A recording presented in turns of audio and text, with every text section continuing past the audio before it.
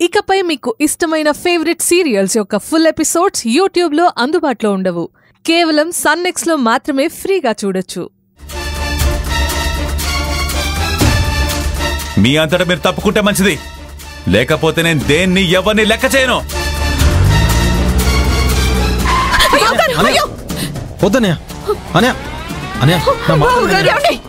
వాడిని చంపేస్తావేంట్రా? మూర్ఖుళ్ళ ప్రవర్తిస్తున్నావేంటి?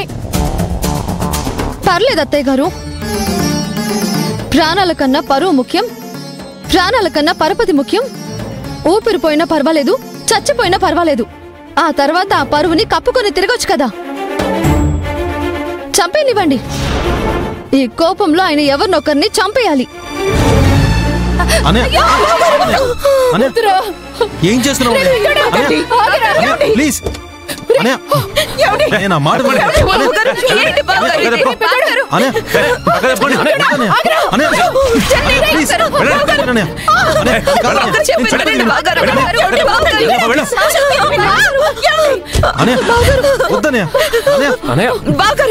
వెళ్ళడానికి వీల్లేదు.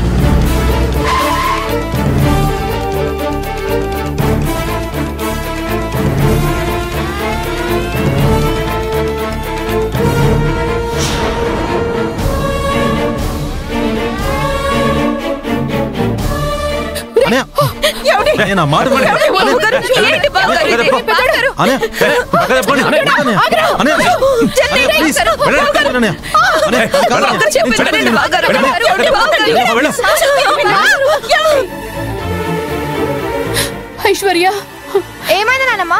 ఎందుకంత కంగారు పడుతున్నావు? నువ్వు ఒకసారి రామ్మా. అసలు ఏమైంది నానమ్మా? నువ్వు వస్తేనే మీ నాన్నని ఆపగలవు. రామ్మా.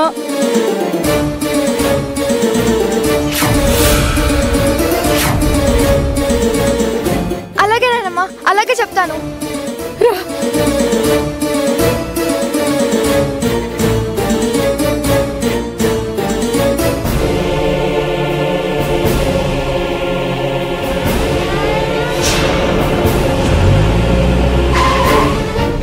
ఐశ్వర్య, ఏంటి పిచ్చి పని? లే. పిచ్చి పని చేస్తుంది ఎవర్రా? నువ్వా నేనా? అమ్మా, దాని పక్కది. అందరినీ తొక్కుకుని వెళ్తానన్నావు కదా, తొక్కుకుని వెళ్ళు. అమ్మా, చెప్పేది వినమ్మా. వినన్రా? నీకు పరువే కావాలి కదా, దీన్ని అడ్డు పెట్టుకునే కదా నీ పరువు పోగొట్టాడు. మరి ఇదెందుకు నీకు అడ్డం? దీన్ని కూడా అడ్డు తొలగించుకో, వెళ్ళిపో. అమ్మా, నా సహనాన్ని పరీక్షించొద్దు. ఇంతమంది సహనాన్ని పరీక్షిస్తుంది నువ్వురా. ఇంతమందిని భయపెడుతుంది నువ్వు, ఇంతమందిని బాధ పెడుతుంది నువ్వు. నాన్న, ఎక్కడికి వెళ్తున్నారు? మీరు గనక బాబాయ్ కోసం వెళ్తే వెళ్ళొద్దు నాన్న. ప్లీజ్ నాన్న, వెళ్ళొద్దు నాన్న. ఐశ్వర్య, నీకేం తెలీదు, నువ్వు చిన్నపిల్లవి. పక్క జరుగు.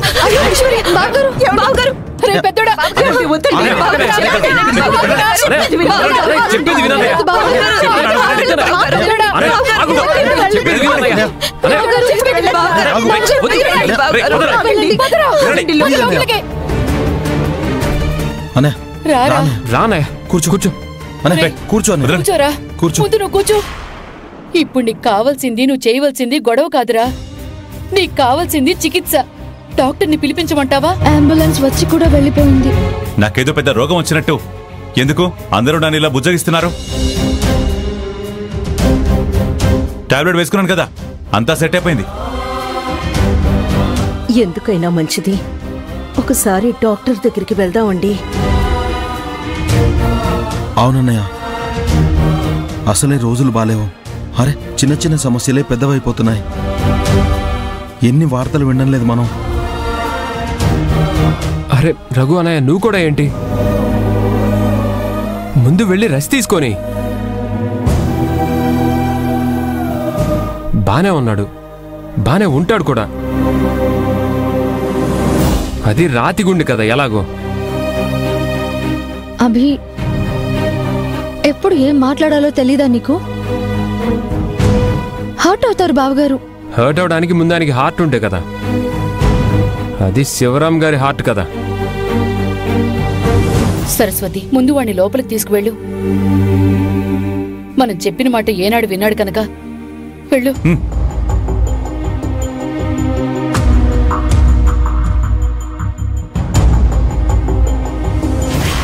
అసలు ఈయనకేమైంది? అన్నయ్యకి గుండె నొప్పి లక్షణాలు అనుకుంటా. అమ్మో,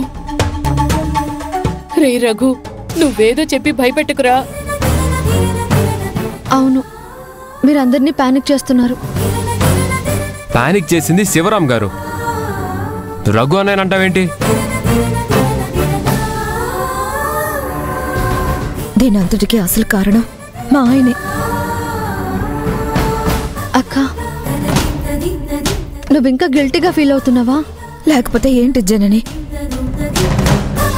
ఎలా ఉండే శివరాం బాబు గారు ఎలా అయిపోయారు?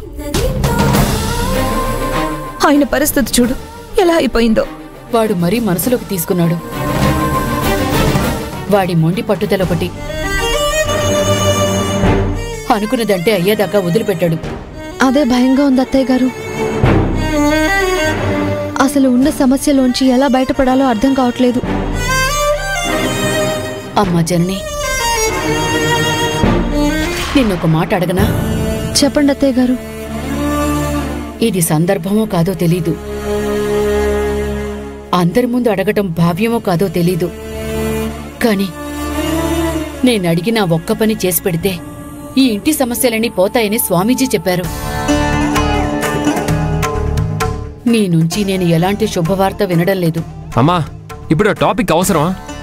అవసరమే అభి. ఏంటమ్మా ఇది? లేకపోతే ఏమనుకోవాలి? ఇంట్లో పెద్ద పెద్ద సమస్యలు వస్తున్నాయి. వాటన్నిటికీ పరిష్కారం ఒక్కటే. మీ పిల్లలు ఇంట్లో అడుగు పెట్టాలి, అంతే. అమ్మా, నువ్వు మరీ ఆ స్వామీజీని గుడ్డిగా నమ్ముతున్నావు. రే అభి, ఎవరి నమ్మకాలు వాళ్ళవి. తప్పేముంది? అరే, మీకు పిల్లలు పుడితే సమస్య తీరిపోతుందని అమ్మకు అనిపిస్తుంది. దాంట్లో తప్పేం లేదు కదా. బిడ్డొచ్చిన వేళ గొడ్డొచ్చిన వేళ అంటారు కదా. అలాంటి నమ్మకాలు చాలా వరకు నిజమవుద్దిరా.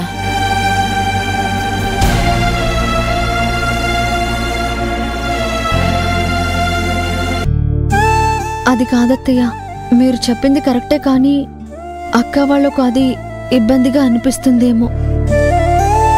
వాళ్ళకెందుకు అనిపిస్తుంది? ఏం గాయత్రి, విద్య, మీరేమైనా బాధపడుతున్నారా? వాళ్ళెందుకు బాధపడతారు? అయినా ఇది అందరి మంచి కోసమే కదా. మేమందరం మీరు చెప్పే శుభవార్త కోసం ఎదురు చూస్తున్నాం. సరే సరే, వెళ్ళండి. ఒక తుఫాను వెలిసినట్టుంది. ఇది తుఫాను వెలవటం కాదు, తుఫాను ముందుండే ప్రశాంతత. రేపు ఇంతకు మించుంటుంది చూడండి.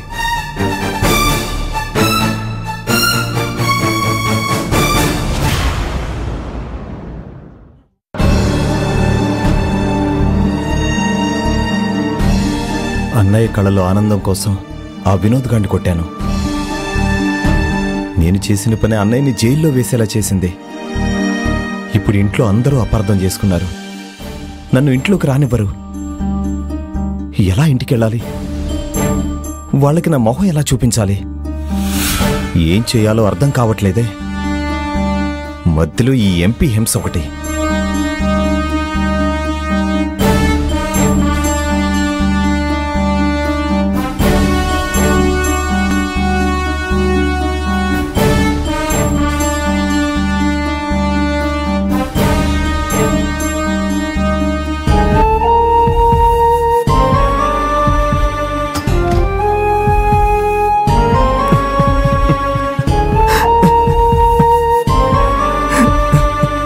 ఇదిగో తిను. నాకేం అవసరం లేదు. మీరందరూ కలిసి నా జీవితాన్ని అంధకారం చేశారు.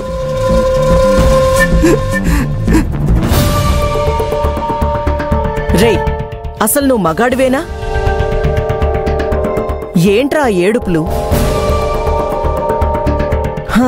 నువ్వు ఏడుస్తుంటే జాలి కలగడం లేదు, నవ్వొస్తుంది.